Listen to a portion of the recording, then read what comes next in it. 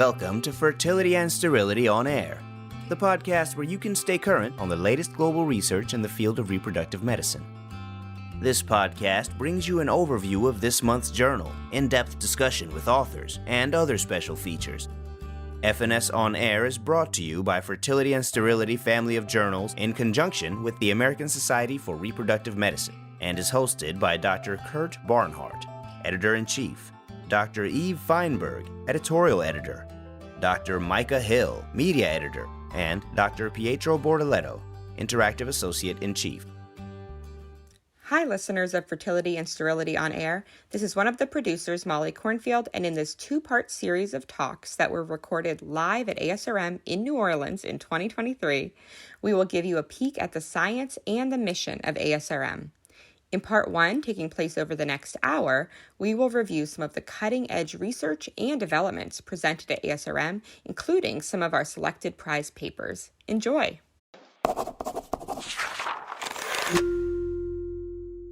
Hi all, it's Molly Cornfield again, and I have the pleasure to interview Dr. Jessica Schardein, and her abstract is entitled A Nationwide Assessment of Permanent Contraception Trends in Relation to Changes in Abortion Laws. And this was one of the ASRM prize papers, and she was actually awarded third place this morning. So congratulations, Jessica. Thank you for being here. If you could tell us a little bit about yourself and where you're from. Yes, thank you so much, and thank you for having me on today to talk. So my name is Jessica Schardein. I'm one of the andrology fellows at University of Utah, currently completing my second year in the fellowship. My first year was a research year, and this year I'll be doing a clinical year before I go off to practice at University of Louisville. Great. And if you could summarize your abstract for us and your major findings today. Yeah, so the main objective of our research was to look at trends that we were seeing in terms of rates of vasectomies and tubals pre and post-obs. And we actually looked at this between July and December of 2021 to July and December of 2022 because we wanted to keep those months consistent so there wasn't any bias that was affecting our results. And what we saw was that post-obs, there was an increased rate of people who were less than 30 who were pursuing any form of permanent contraception, so whether that be vasectomies or tubals. Specifically for vasectomies, we saw that there was an increased rate of patients who were single who was pursuing this method of permanent contraception. And then when we looked at this data and separated by states, we saw that there was a consistent increase of vasectomies among all states, regardless of the legal climate. And then when we looked at tubals by states, we saw that there was an increased rate of tubals that were also being performed. However, this higher increase rate was only seen when we looked at states that were illegal or where abortions were currently illegal. Wow, really compelling findings.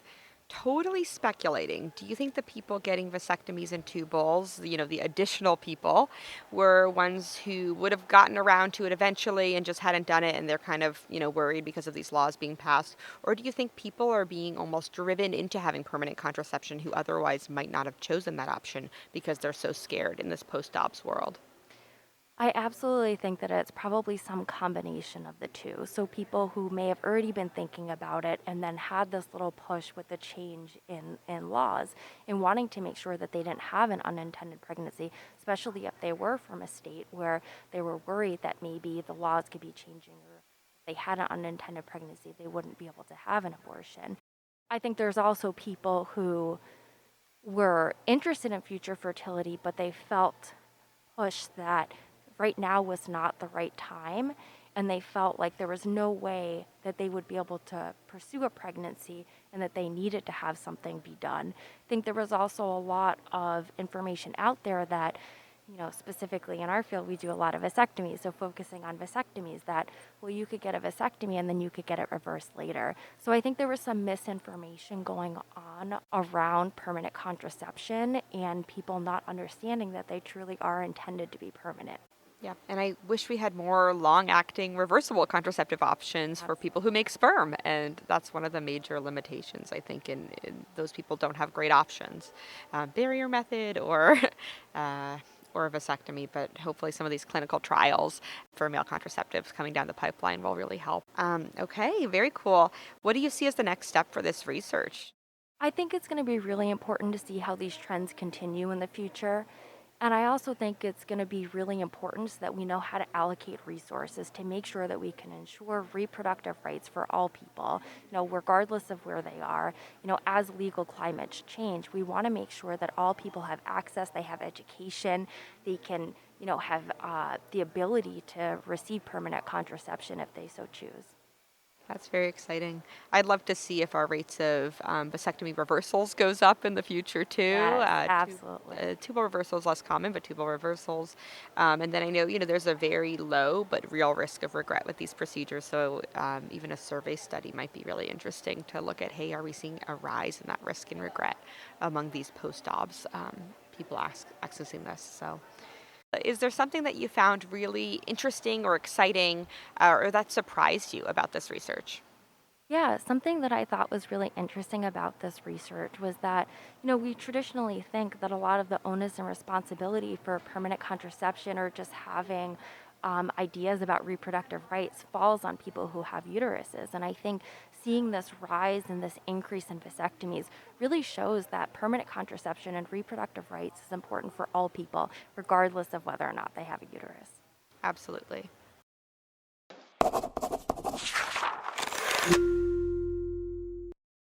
It's Molly Cornfield again. I'm here with Dr. Kate Devine, and she has a special guest to introduce to us. Yes, and I'm here with Dr. Karl Hansen, and he's here to speak with us about his research and the research of his team around ultrasound-guided ovarian drilling for polycystic ovary syndrome. Hi, thanks very much. I appreciate the opportunity. It's a pleasure to talk about the trial. So the title of the work that I'm going to be presenting here at ASRM today is the Ultra Trials, Transvaginal Ultrasound-Guided Ovarian Ablation using the May Health System in women with PCOS that are resistant to first-line oral medications. So when we think about ovulation induction options for patients with PCOS that are resistant to first-line therapy, they're really quite limited. Certainly we can use gonadotropins for ovulation induction, but these involve many visits and have an increased risk of multiple gestation pregnancy. The other procedure that we can do is laparoscopic ovarian drilling, but this procedure has really fallen out of favor over the years for a variety of reasons. First, it is certainly an invasive procedure. And secondly, there's no devices that are specifically developed to deliver the correct amount of energy to complete the ablation process. The May Health device really addresses both of these issues.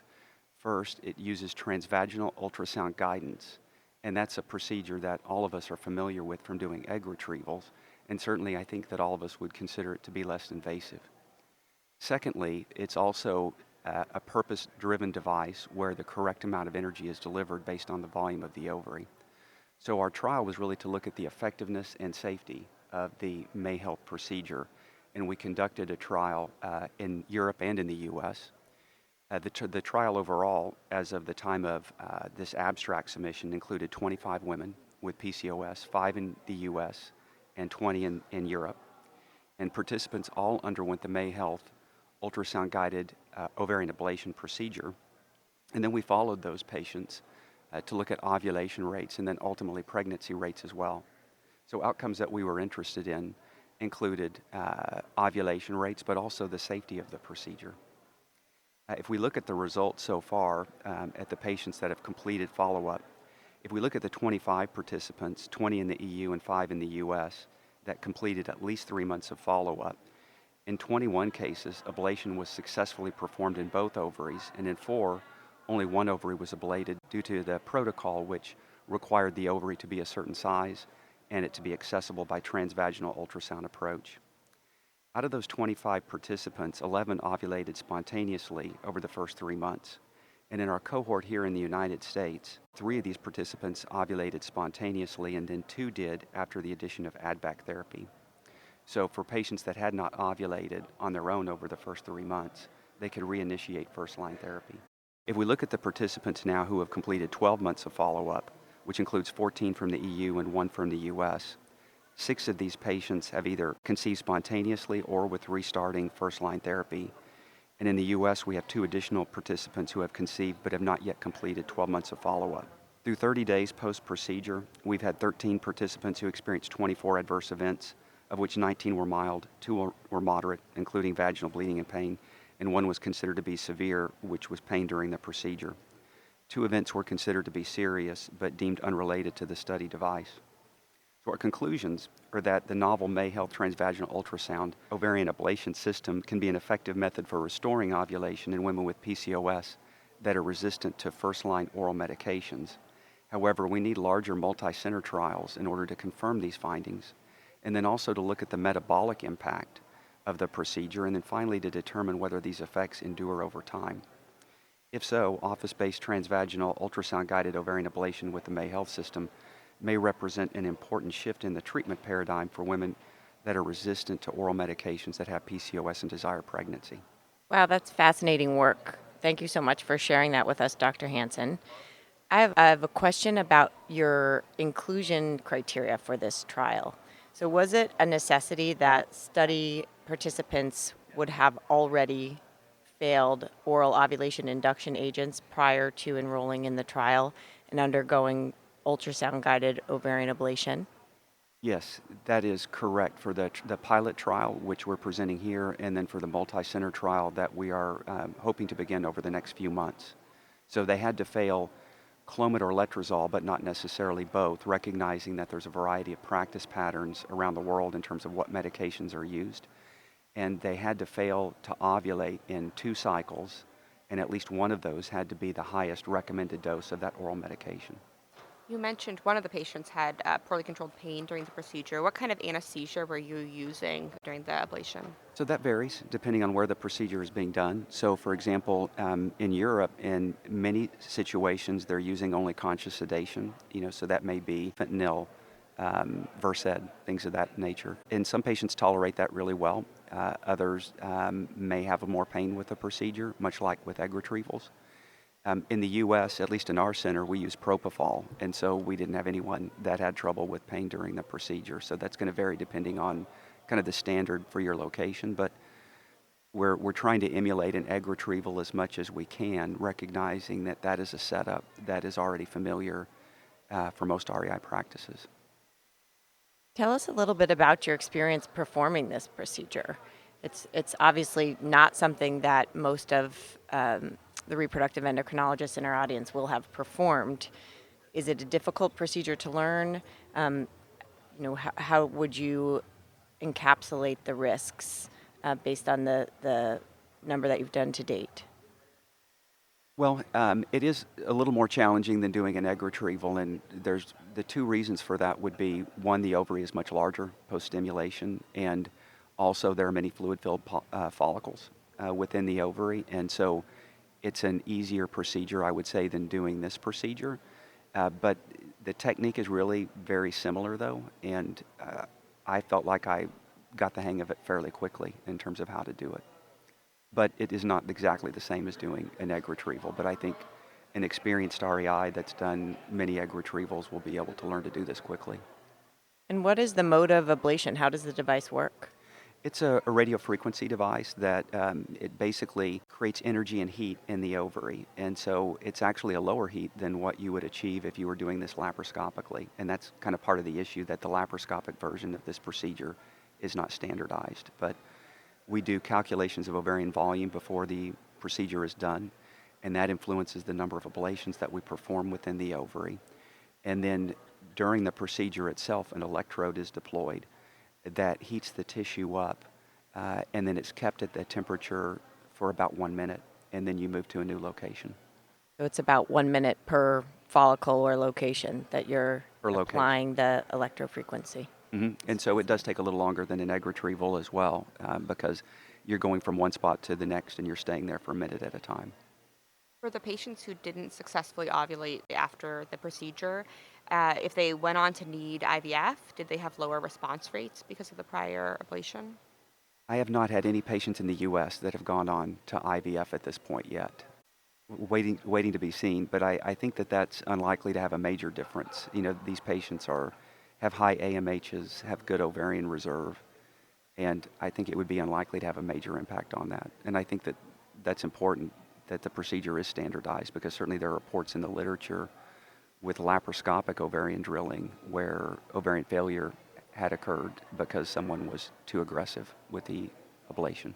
So, one additional question is about the potential benefit that you referenced when you were giving your summary in terms of metabolic outcomes for these patients. Obviously, the fertility outcomes are limited to a relatively small time frame in these women's lives, vis-a-vis their PCOS diagnosis.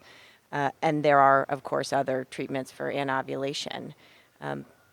That said, if this procedure were to result in long-term reduction in their metabolic risk, it could have a major impact on their long-term health outcomes. Can you speak to that, and what do you think is the biologic plausibility of this device having that potential upside? I think that those things are possible. Certainly, some metabolic changes have been seen in women that undergo laparoscopic ovarian drilling. I don't think we have the sample size really to say much to that area yet. I don't know that there would be any changes in things like insulin resistance after a procedure like this, but you could very well see changes in androgen levels that might be important metabolically. I'd be really interested in that as a next step for the study. Absolutely. I hope that the trial internationally has been collecting some of those biomarkers. It'd be really interesting to take a look at them longitudinally.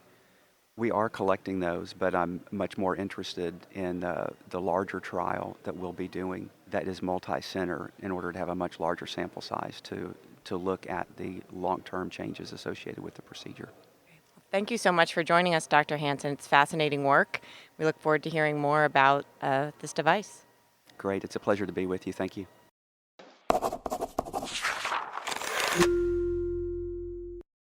Hi, and welcome back to Fertility and Sterility on Air, live from the ASRM 2023 meeting, where we've been doing author interviews. We've been talking about posters, we've been talking about oral sessions. I think, Sarah, you're our first guest to talk about a video abstract, which I think you're going to hopefully paint a picture for the listener without the benefit of video. Welcome to the podcast. Absolutely, thanks. Yeah, so I'm Sara Cromack. I'm the second-year fellow at Northwestern, and I'm going to talk about our video presentation, which is the use of intramyometrial carboprost, trimethamine, also known as hemabate, to assist with FIGO type 2 fibroid resections. And I heard about this at the expo hall. People were talking about this before the video even came out. I was like, tell me more. I'm interested. Did you do this as a fellow, or is this something that someone was doing at Northwestern? I did. How did the idea come about? So the idea is all from Dr. Magni Malad, who is one of our amazing MIGS attendings at Northwestern. And he had read a few studies that came out in the past few years about intracervical hemabate, right, either at the time, right before you took the fibroid out, or after you had shaved down that more submucosal portion before you attacked the intramural portion. But the problem with those studies was that people saw some pretty significant observable uterine contractions, which could obviously make you have difficult visibility during that time. And then it didn't get rid of the side effects that you would see with full-dose hemabate, nausea, diarrhea, vomiting. So in his mind, he said, why don't we dilute this down? And instead of injecting it in the cervix, why don't we just put it through a needle, right through the hysteroscope? We're using MyoSure at Northwestern. Put it right through the hysteroscope and inject it into the fibroid. So I did this actually our whole year we've been doing it. He's been piloting this study. And initially we tried to inject it into the fibroid itself before we resected it. We found that did not work as well. Gotta go into the muscle if you want it to Didn't contract. work as well. So our breakthrough case, I would say, was this video where we had about a 5-centimeter FIGO2 fibroid. It's probably about 2 centimeters in the cavity and 3 centimeters intramural. And what we did was with the MyoSure XL hysteroscope, we shaved down that submucosal portion, and then we inserted a needle, which is the Sidekick from Boston Scientific, and used a dilute hemabate solution, which I think in our initial group we used like 3 to 5 micrograms per ml, and now we're using 10. And so would you shave down the intracavitary portion first to create space for it to protrude? Exactly. So we shaved that intracavitary portion down, then inserted the needle, and we injected kind of like in a clock face around to 3 to 4 different areas, injecting anywhere from 3 to 4 mLs. And we injected right at the junction, essentially between where that myoma interface is and the endometrium. So really trying to get really just subendometrial, just about a few millimeters, and injecting there. And is it obvious? Do you just actively see it protrude, or do you have to like take the It hysteroscope was out, wait a couple minutes, and then like, oh wow, it's there? was actually in these few cases that we've done, it's been obvious. Like we did not have to wait, and you'll see when you moderate the video session tomorrow that it just pops out of the cavity within about 30 seconds. And so as you actively shave it down, it continues to protrude from the cavity. So for FIGO2 fibroids, which we usually do not have as good of a mechanism to get out without waiting, months or trying serial shavings going in and out of the cavity, I think it really could be super excellent. Well, my mind was actively thinking, I'm a resectoscope guy. I don't use the tissue morcellators. And for FIGO2 fibroids, I think we have very good success rates with getting the intracavitary and then the intramyometrial portion of the fibroid out with just having a slightly different tool than a tissue morcellator. If you're a tissue morcellator person, you absolutely need more of that intramyometrial portion to come out towards you. If not, you're kind of stuck. You can't fully resect. And not everybody is as comfortable with the resectoscope. And the problem you do run into, for example, with this fibroid, it was only about 5 millimeters between the serosal interface and where you're going to finish your myomectomy.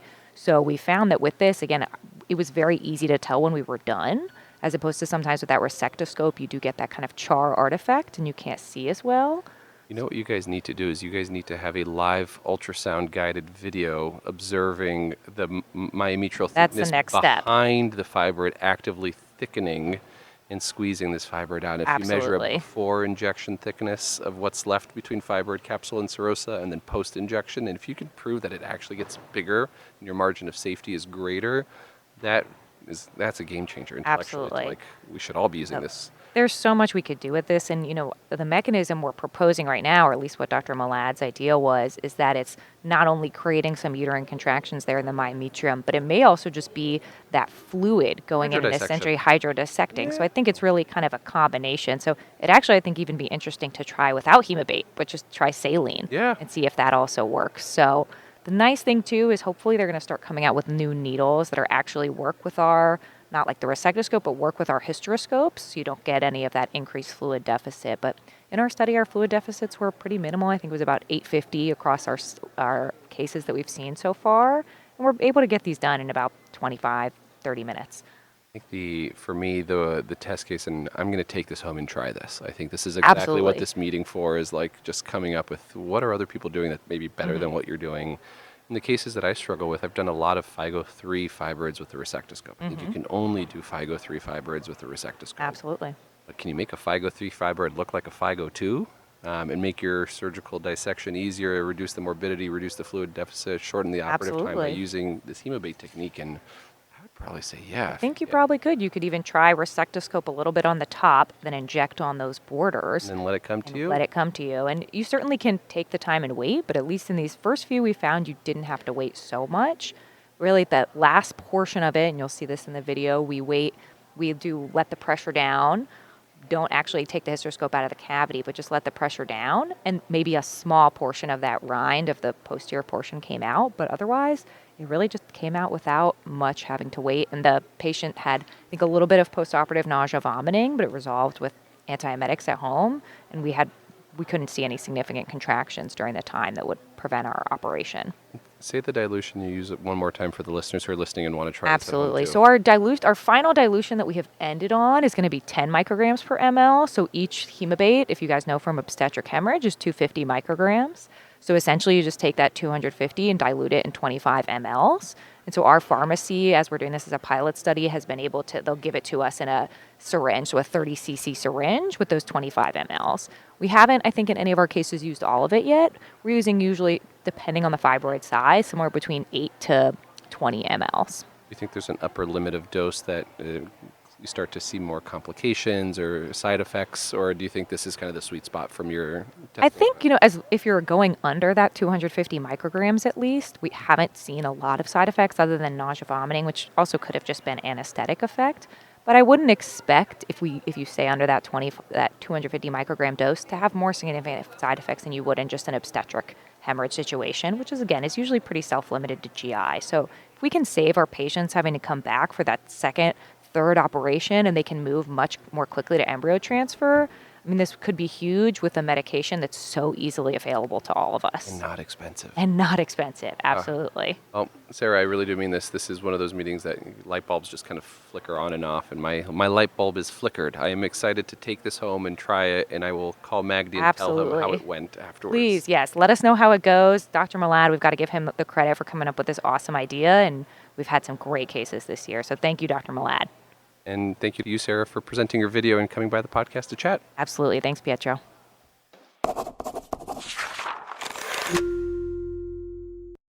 Hi, welcome back to FNS On Air, live from the ASRM 2023 meeting from New Orleans, Louisiana. I'm Pietro Bortoletto, co-host of the FNS On Air podcast. I'm joined with my co-host, Dr. Eve Feinberg. Hi, Eve. Hi, Pietro. Always a pleasure to be here with you. And I have our executive producer for the FNS podcast series, Dr. Adriana Wong. Hi, Adriana. Hi, everyone. It's nice to be live from the meeting, because what happens at the meeting is you get to talk to people who kind of walk by and want to tell you about their research, but you also get to talk to people who they've been identified as doing really stellar research. And today we have Dr. Wael Elbanna, who is a reproductive endocrinologist from Egypt and one of the oral prize paper winners, who just came out from the prize paper session, presented his paper, and is here to tell you, our listeners, about the paper. Dr. Elbanna, welcome. Yeah, thank you so much for this introduction. Yeah, And congratulations. Yeah. we still didn't know who's the winner, but we have been selected. I think we are 10 researchers have been selected to the oral presentation of the prize paper this year. We hope we could be the finalists. Well, what's not all the time that we see prospective, double-blind, randomized trials in our field, and when we do, I think it's kind of stands out as something important and helpful. And your paper is entitled "Platelet-rich plasma and colony-stimulating factor are non-superior to placebo in improving endometrial quality during frozen embryo ICSI cycles." Yes. Tell us a little bit about where the idea came from to do this study. Well, that's the essence of the question and everything. 6 years back, our patients coming from everywhere, from the Middle East, from Africa, expats, wherever, they were asking us questions from the patients group, and that's becoming something, really. The social media is everything now. So people is coming to you telling you, we knew that there is some doctors or centers who are using PRP, using CSF, using many others. It's not the core of my research, but there is other substances I can talk about. And yesterday it has been a very nice course. We were talking about immunologists and genetists and lots of people who was talking about the recurrent implantation failure.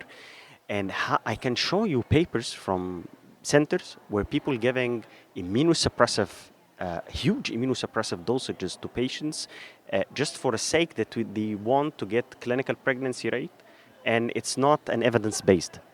So back like 6 years before, people were asking these questions. So we had a moral and ethical question to our patients, and we need to have a strict criteria to what to tell them exactly, because some groups of researchers, they might have seen something, but always the research was coming up with, it might be, it could be associated with. So we needed to put strict criteria because we found lots of diversity, not a single route of administration of the substance. The patients are not good randomized. There was not a single protocol, and everyone is giving his own thoughts. So we needed to just put a very strict criteria. Patients from 20 to 40 years, no immunological, no positive consanguinity, no chromosomal abnormalities, and the womb is not having any previous surgeries, especially myomectomies and others. Only we can accept cesarean section. And we excluded even the people with a scar defect. And then we put these patients into 420 patients. We started to investigate them, and we put these criteria. We dropped 30. We stayed at 390. We randomized 130 in each arm, which is the PRP, which is the most used now. It's the fashion of medicine. Ocular medicine, cosmetology, dermatology, PRP is like, I know a patient who's coming telling me about my hair started to grow up when I got plasma. I said, how many months till you start to feel the effect? And it dropped back, so you come back after 1 year to take plasma. That's what we're gonna see in this study. So one arm was PRP. Yeah. The other arm was CSF. Yeah. And the third arm? And the third placebo, saline. And then we started. It goes like 3 cycles. We start the natural cycle. We come on day 5 after progestin, after ovulation, and we take a sample, endometrial sampling. And our guidance, our criteria was the noise criteria, which is well known in histopathology. We get a professor from Cairo University to check that, the histopathological changes, and we take full ultrasound examination. Pulsatile artery Doppler resistant index for uterine artery. We thought or hypothesized that it could go to reach the uterine artery, but we also see in the zones, which the essence of this study. We know, of course, the 4 zones of the endometrium, and above the endometrium, 2 millimeters, that's zone 4. And then we go to zone 3, which is the hyperechoic line, and then the hypoechoic layer between the hyperechoic and the endometrial cavity, that's zone 3, and then zone 4, which is the zone of endometrial lining or the cavity itself. So we try to see how the vessels will invade and how the vessels will enrich this area, the substances. And we also have seen the thickness, the pattern, echogenic, non-echogenic. And we have taken 3D volume with a histogram to see the voxels inside, the volume, real volume inside, and subtracted to see the effect. And then to see for the first time, not only the clinical pregnancy rate and implantation rate, no, we have been going to the live birth rate. That's what we really wanted, because that's will end it up. We can give our patients a right wording.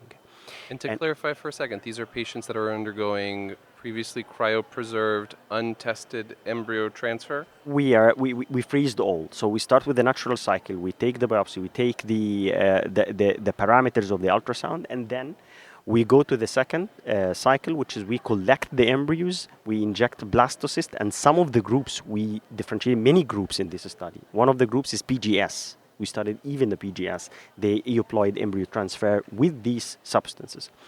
And then on then we freeze all, we go to the intervention cycle when the same after 5 days of progesterone. The first day when we give the progesterone, we start to inject 1 ml of plasma, 1 ml of saline, whatsoever.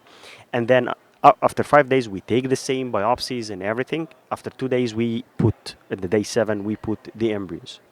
And then and the injection is one single spot, or are you injecting in different zones in different parts of the endometrial cavity? We actually flush. We flush. We go with the not injection. Yeah, we go flushing through the embryo catheter, and then we flush it and we see it by ultrasound that is going. A wash. Yeah. A wash. Yeah, kind of wash. Right. Yep. Right. Because years back there was people also doing this study, but on HCG. And they found out that it was not also significant. And then we go and we see to analyze the parameters. What we found was really interesting. We haven't seen any change in any parameters, the clinical pregnancy rate, the live birth rate. There was no effect. The only effect was the huge vascularization these substances can do. And it reaches from, we did a heat map.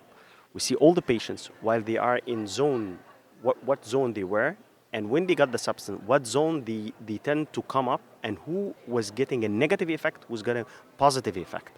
With this heat map, we have seen statistically significant vascularization up to zone 4 in these substances, but is not affecting the clinical pregnancy rate at all. The most interesting, we have seen people they were out of phase, they become in phase. People who were out of phase become in phase. That was no difference for us, but that was interesting for us. The people who were out of phase, most of the people were in phase. People who got out of phase, and they were also non-echogenic, like they didn't get the real vascularity or whatever on the ultrasound, and they got pregnant. Some of them, they got pregnant. And those are focusing in the next years, because that goes with the hypothesis when people get pregnant in abdominal pregnancy and in ectopic pregnancy.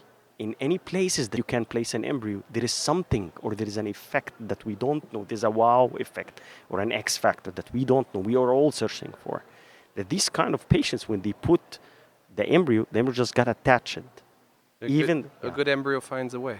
Finds a way, even right. to the momentum. Yeah, I mean, I think we've said this before on the podcast, but even a good embryo will stick to drywall. But if you say the good embryo, euploid embryo, that was not the case, because we have done the group on PGS group, recurrent implantation failure group, small endometrium or thin endometrium group. But even when we injected euploid embryos, it was no difference. So I guess my question is, I mean, there is some effect of PRP that you're seeing. So you're seeing increased vascularity associated with this PRP wash, but if we're not seeing clinical outcomes as a result of that, then are we investigating or barking up the wrong tree in terms of looking at PRP in this context?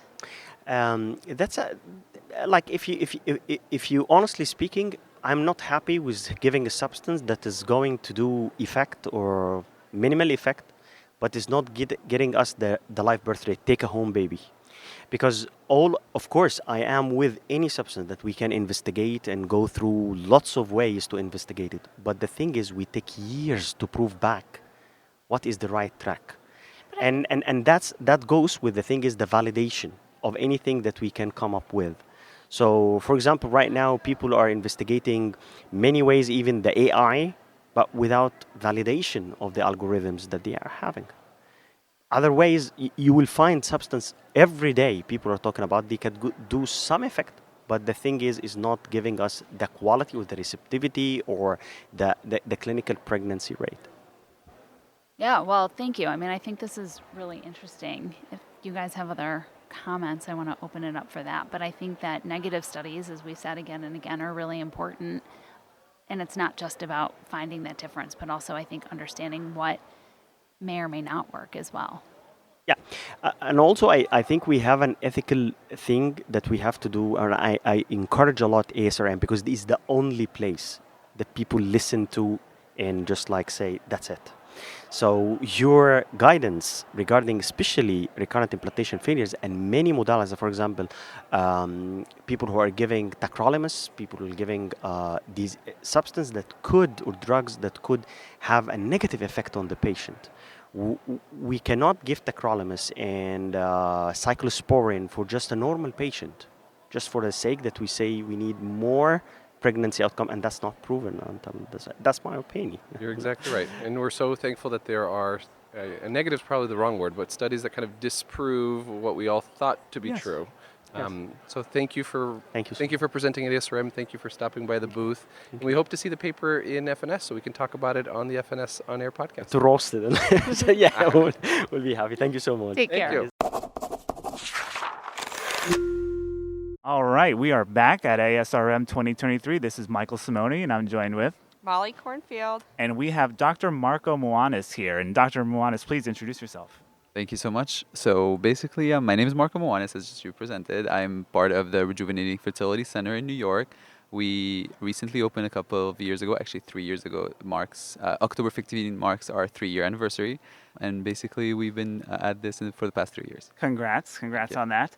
And your topic was very interesting. It's one that in our clinic, and I'm sure in many clinics around the country, around the world, are wondering, how can elagolix be used in IVF, if possible, just given its drug, given its adverse effect profile and how low that is and how easy this is to take compared to other ones. So please, why don't you just kind of go over your talk and what that was about? Of course. So basically, a lot of our patients complain about how much medication costs, how much it's painful, how much it's a burden on patients, right? And we always try to do something to help our patients during this process. It is already mentally, physically, emotionally a very consuming process. So in order for us to help our patients, we figured that why not use some medication that is not injectable, less expensive, and does not have a high side effect profile, right? Going through the data, we realized that elagolix made the most sense because compared to other GnRH antagonists that are oral, it also, as I said, had the lowest side effect profile. We started initially during the pandemic. So during the pandemic, most patients did not want to come to clinics, and also the ASRM recommended not to start any new fertility treatments or discontinue the ones that are already in process.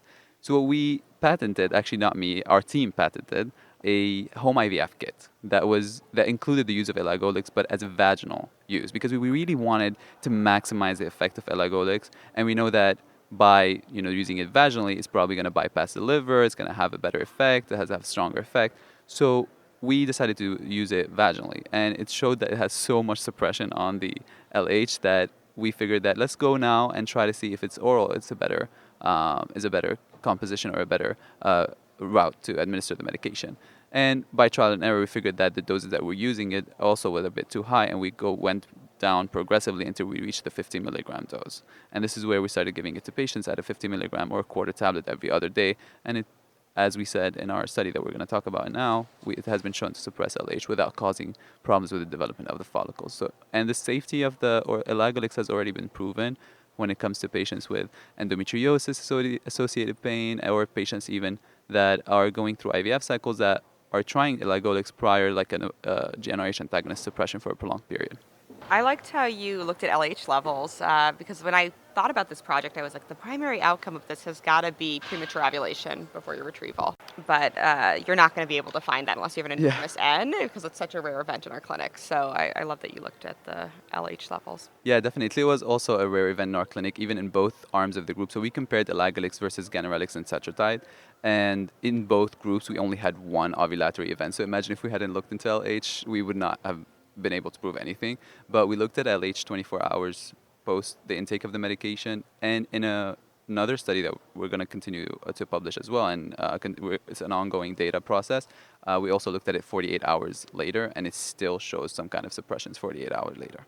Just protocol-wise, when was the timing of the elagolix? When did the patients started in their cycles and to be able to achieve this no ovulation event?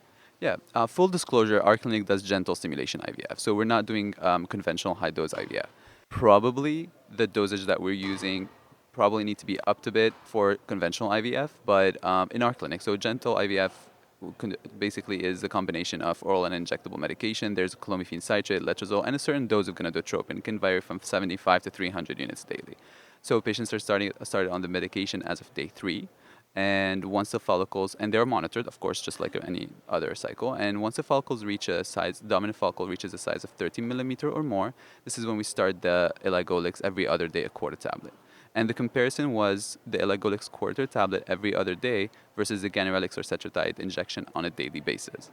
Assuming they were all HCG triggers, if they were all minimal stimulation protocols. So 98%, I would say, of the patients were patients that were ACG trigger. I believe in the whole study we had maybe 3 or 4 patients that were Lupron trigger. There were 2 patients that were included in the study out of these that were donors that the patient who wanted to do, so it was a known donor, and the patient that wanted to recruit wanted to have a minimal stimulation of the donor as well. So they all agreed to that protocol, and we used. And she did the Lupron trigger because she still had a good number even with gentle stimulation. Were there any issues with the Lupron trigger after all that elagolix suppression? So it's kind of different from when you take the elagolix on a daily basis. When you take the elagolix on a daily basis, the effect kind of prolongs a bit more, and it stays, and it will have a suppression even after you stop it for a while. When you take it, it's really minimal. Quarter tablet every other day. This is like the lowest dose of elagolix that has ever been prescribed. We did not note a problem with the Lupron trigger. However, we are in the process of also recruiting, seeing if more patients are doing the Lupron trigger to see if we get some data about that. It would be interesting to study specifically the trigger, but 98% of our patients were ACG trigger, and the ones that did the Lupron had good retrieval rate, good maturation rate, good blastocyst rate, and good euploidy rate. So it didn't change anything for them. But we did notice a bit of an increase in the LH surge post-trigger. But it was not significant. So, and they still got a good result. An increase in the surge, you mean in your post-trigger labs when you measured them, the LH Correct. was higher? Gotcha. It was lower in the patients that lower. were taking the elagolix previously compared to the ones that were not, that were on cetrotide and just triggered. Okay, got it. Did any of the elagolix patients have fresh transfers?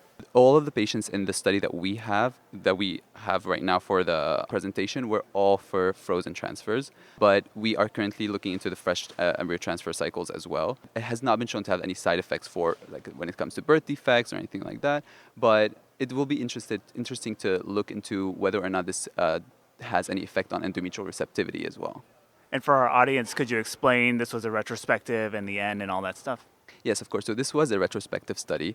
Basically, as I said, we already had patented the use of elagolix in the home IVF kit. And what we did is that retrospectively, we looked at the patients that started taking all this Orlissa medication, the elagolix medication. And we reviewed the chart. We included patients that were less than 42 and they had FSH of more than 15, less than 15, sorry, at the beginning of stimulation.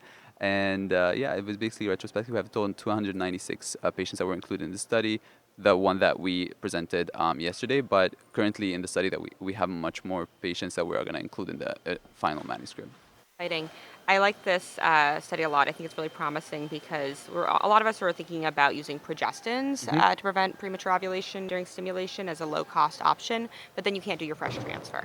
And so this would open up that door for fresh transfer. And I also didn't realize the cost difference between elagolix and using GnRH. Yeah, I mean, actually, the first time that someone brought it up was a patient that told us, I mean, I've used this for ovulation suppression and endometriosis, and it's so cheap. Can I use it for a cycle? And this is how it started initially a while back.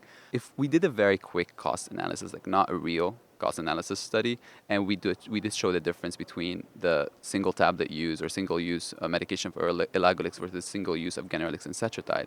And a quick calculation based on how many cycles you do reported by the CDC in 2021, they had, I think, 470,000 cases of IVF. If you calculate that just based on that single medication that we're doing, it will cost patients $270 million less per year just by changing this medication. It's a huge difference. Again, this is not a cost analysis study, but it's just, a thought. You're going to get a lot of drug manufacturers upset. So where do you see this going in the future? What are you guys doing next?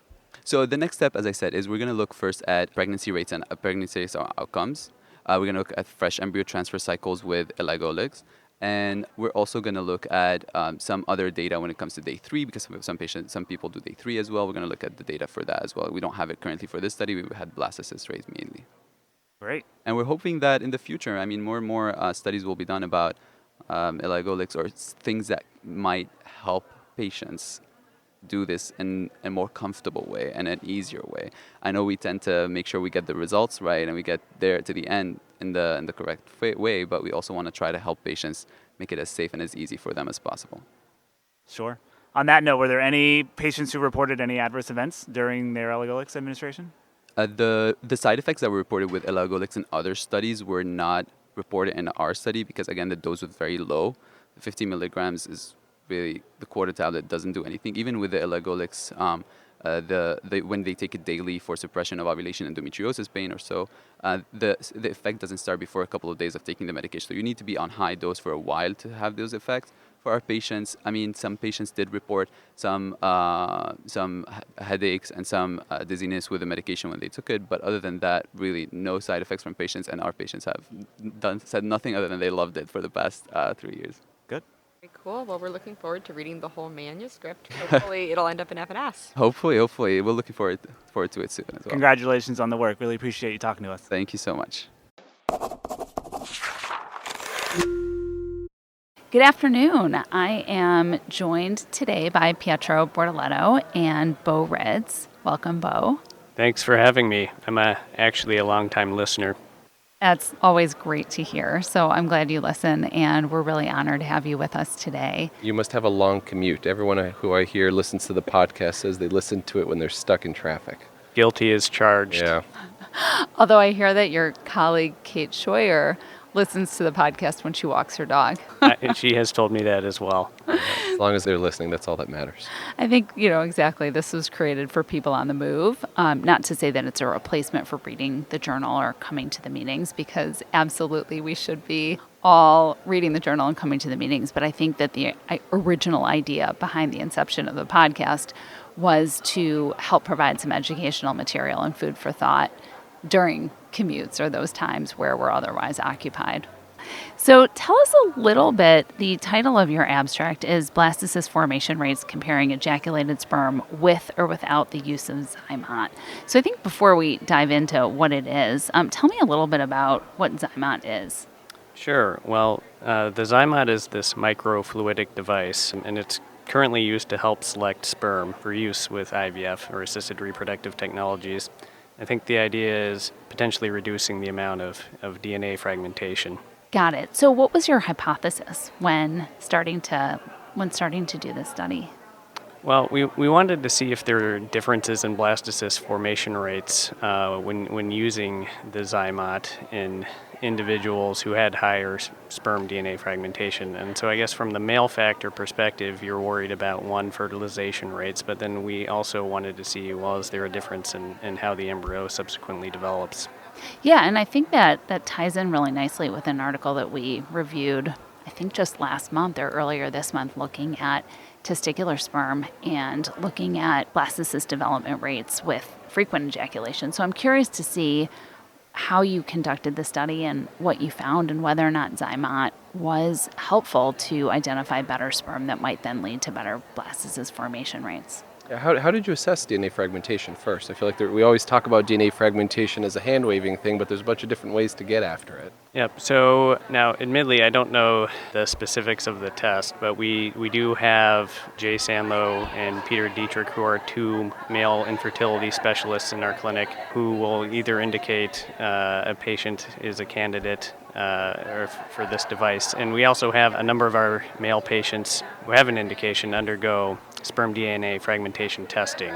Just so I'm clear, so in your clinic, you're discriminately using Zymot for those patients who you suspect or think have high DNA fragmentation. You're not just using Zymot on every single Exactly. patient that Yeah. walks in the door. Now we do offer it, and so there's always going to be some patients who use it just because they want to use everything available. But it's not something we're recommending unless there's an indication, like if they're a smoker or high BMI, I think is another indication. And so, admittedly, I think the other potential confounder is the fact that the cost of doing sperm DNA fragmentation testing is actually pretty similar to the cost of doing Zymot. Or is. It's a tricky part, right? Yeah. Do we just do it for everyone? What are the harms potentially? Yeah. Or do you do this stepwise, pay for the test? If it's positive, then pay for the intervention? That would be the scientific way to do it, Yeah. exactly. But not everyone from a cost and practicality standpoint wants to go in that direction. Yeah, so then tell me a little bit about the methods within this study. So this was a retrospective cohort study. And so I think we had a total of 495 patients in the two groups. And again, we were comparing the group using Zymot who had an indication against males who did not use the Zymot. So it's kind of the short story. Okay, yeah, and I think it would have been interesting actually to do males with Zymot who had an indication versus males with Zymot that didn't have an indication. Yeah, just wanted to use it. So maybe that's a future abstract. So go on, I didn't mean to cut you off. So we divided essentially the patients into two groups based on whether the ejaculated sperm was processed with or without Zymot. And so we labeled the groups, of course, as Zymot and ejaculated. We did exclude patients where we obtained sperm through testicular sperm aspiration or other surgical methods. We also excluded those using donor sperm. And then, again, for this particular study, samples that utilized Zymot either had elevated DNA fragmentation levels, documented by a sperm DNA fragmentation test, or they had other indications such as smoking or high BMI. And then fertilization and subsequent embryo development were monitored using the EmbryoScope time-lapse system. And our blastocyst formation rates and ICSI fertilization rates were compared using Cox and Rank sum test. Yeah, so then you looked at blastocyst formation rate, and I think at one point you stratified it by age. Is that correct? So we tried to rule out the things that would affect embryo development from the female partner. And so we did look at age, BMI, FSH, and AMH between the female partners in each of the two groups, and we didn't find any differences because, of course, that would be a major confounder if there were differences in the female partners. And so what did you find? Did you see that there was better blastocyst development rate with the use of Zymot? Well, no, we didn't. We did find actually statistically significantly lower fertilization rates in the Zymot group. And so that's interesting. Yeah. So the sperm that was selected through the microfluidics led to a lower fertilization rate. But again, you have to keep in mind that sperm quality was objectively going to be poorer in that group. Fair. So, okay. Now, the interesting thing, though, is that despite this lower fertilization rate, which it was 75% in the Zymot group versus 83% in the ejaculated group, despite that, there were no differences in blastocyst formation rates. And so despite the lower fertilization rates, the subsequent blastocyst formation rates were the same, which is about 50% in each group. What do you make of that? So I think that since there was no difference in the blastocyst formation rate when the Zymot system was used for sperm selection, despite the significantly lower fertilization rate, that there is potentially a use. And so clearly, as demonstrated by the worse fertilization rates, Did it change your guys' practice in your clinic after you looked at this data? We haven't made big changes, but Or you could spin it the other way. I mean, I think that there are two ways that you go look at these data. One is you could say, well, it doesn't really make a difference, so we're not going to use it. But the alternative way of looking at this is to say, gee, the blastocyst development rates were normalized, and so we didn't see a difference. That's more the tact we actually took, is that despite this lower quality, the blastocyst formation rate remained comparable in the ejaculated group and the Zymoc group. Right, and so it's a negative finding, but it's not really a negative finding. Exactly, and there was actually a trend towards higher blastocyst formation rates when we so we've continued to monitor the data, and so it's not in the poster, but the trend has been, as we've included more and more patients, has been moving towards higher blastocyst formation rates, but it's not statistically significant yet. And so I mean, this is a very limited, small study. It's less than 600 patients. I think as we get more data, we may see a benefit in terms of blastocyst formation rate, because that's the way the data is trending currently. Yeah, I mean, I think that's really interesting, and I think it really speaks to the idea that we need to continue to look at these things. So thank you for coming on and sharing your work. And I think that one of the nice things about the podcast is we hope that it sparks continuation of your work so that you can come back next year and tell us what you found. And I think it's just a jumpstart for other people to gain some ideas and do some good research. So thank you. And once it's published in FNS, we'll talk about it on the FNS and Air podcast as well. Shameless plug by Pietro. Okay. Well, thanks for having me. Thanks so much, Bo. All right, this is Michael Simoni back from ASRM 2023, and I'm joined with... This is Molly Cornfield, and I have a guest today that I'm totally biased towards, one of my residents at OHSU, Sara Phillips, and she's here to tell us about her abstract. Thanks for being here, Sara. Can you give us a little summary of what you talked about? Sure, yeah. Thank you so much for having me. I'm really excited to be here. For our project, we were looking at the effect of fertility treatment on racial and ethnic disparities in adverse maternal outcomes.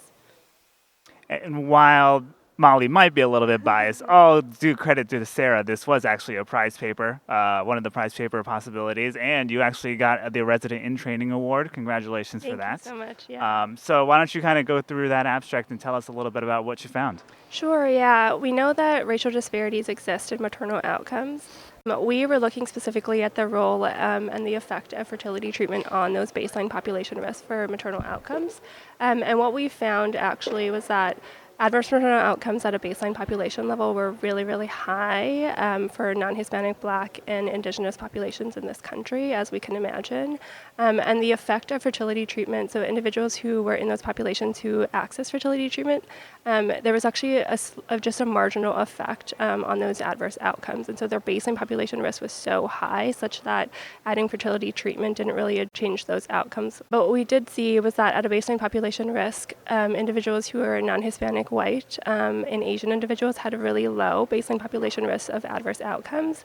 And then those of individuals who accessed fertility treatment actually had a significant, like a twofold increase in adverse outcomes with fertility treatment. And can you just go over what are the adverse outcomes you were looking for? Yeah, so we used the National Vital Statistics data set, which is a national data set that encompasses all births and deaths in this country, which was really, really neat because we had 32 million births included in our study population, which is a very, very nationally representative study population. But because we were using birth certificate data, we were kind of limited in the things that we could include in our adverse outcome composite score. And so we created a composite that looked at uterine rupture, maternal transfusion, admission to the ICU, and unplanned hysterectomy. And so to recap, you found that even though there's a baseline risk of having these adverse outcomes, even after fertility treatment, the adverse outcomes actually increased among non-Hispanic Blacks and other populations that were other minority populations? Correct, yes. We saw actually that they increased for all populations. They increased the most for non-Hispanic White and Asian populations. But yes, the highest burden that we saw was in non-Hispanic Black and then Indigenous individuals in this country. Man, that sucks. We can never catch a break. So that's why we're here, to do the good work. That's why we're here, to hopefully figure this out eventually in the long run. So I'd love to know, from your perspective, what do you think? Wow, let's just do reckless speculation.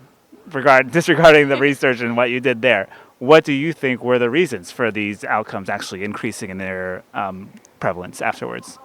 Yeah, I think it's really hard to say. I think specifically for those minoritized populations, like, it has a lot to do with systemic racism in this country and the way that fertility care is set up, and lack of access, I think, was a big point as well.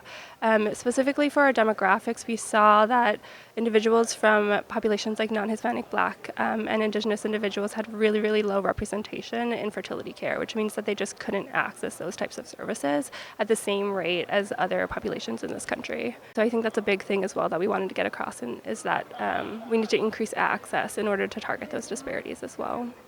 Thinking about your project, is the people who are accessing fertility care often are the people with the most healthcare resources. So I think if we actually were in a country where everyone had equal access to fertility care, would these outcomes be even worse? Would we be seeing even worse outcomes? Yeah. Or is it that the people who are accessing care have the worst infertility diagnoses, and it's actually infertility that may be driving some of these complications as well? Mm-hmm. Because you couldn't screen out, like, if they had fibroids or, type of fibroids they could have been, prior C-sections, all that stuff, right? Right, exactly. Interesting. So what are you going to do with this data? What do you think the next steps are? Yeah, that's a really good question. I think we would love to get a little further into the granularity of the data, exactly like you were saying, and so sussing out what is the effect of fertility treatment or infertility at baseline, and how does that really play into disparities. There's actually another data set, the California data set, that has really, really granular data, which would be very, very interesting to look at. I think in this project, we just wanted to have like all-encompassing data, and so we wanted to use a really, really large data set, the National Vital Statistics data set, to just assess if those disparities exist and what they look like, and then do another follow-up project looking specifically at whether it's infertility that's driving those disparities or fertility treatment. What do you think it is? I think it's a mix of both. Got it. What do you think it is? I think it's a lot. I think it's biases. I think it's, people coming in with probably worse expectations, just given, their history. Maybe they came to treatment late. Maybe they had all these other comorbidities. Obviously, physician bias, as we talked about, and things of that nature. Yeah, unfortunately, so much goes into it that I'm always wondering, are we ever going to be able to tease all of it out? Right, yeah. But your research is a start, so much appreciated there. Thank you. You did great. Congratulations. Thank you so much. Thanks, Sarah.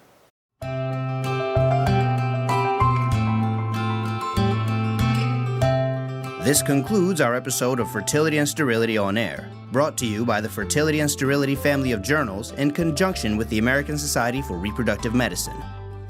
This podcast was developed by Fertility and Sterility and the American Society for Reproductive Medicine as an educational resource and service to its members and other practicing clinicians.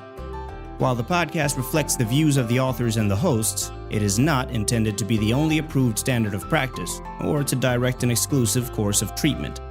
The opinions expressed are those of the discussants and do not reflect Fertility and Sterility or the American Society for Reproductive Medicine.